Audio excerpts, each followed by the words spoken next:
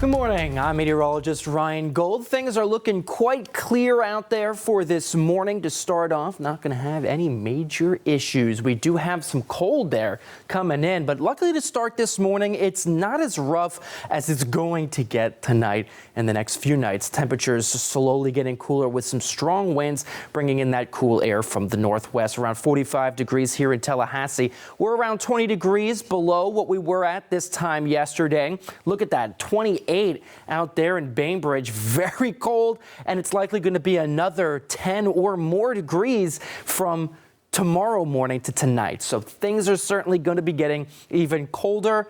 In fact, we are going to be seeing freezing temperatures this afternoon, not looking much warmer either. Mid-50s out there in Live Oak, likely going to end up seeing that take hold for the southeastern portion of our viewing area. But as you notice, most of the South Georgia is in the low 50s, and then we get into those mid 50s as we get closer to the coastline. So it is going to be a fairly cool day today, and with the wind chill, it could feel even colder. Now, it's all thanks to Arctic air coming in directly from the north, and it's really deep into our whole entire country here. The coldest is as far south as Nashville. And of course, it is still going to be reaching us. I mean, not the coldest part of it, but a large chunk of some very cold conditions. And that's going to freeze us up tonight into tomorrow. And likely we're going to end up staying fairly cold with it, holding on to that through most of Tuesday. But then we get into Tuesday night into Wednesday. Some residual cool air will still be in the area, possibly getting another freeze.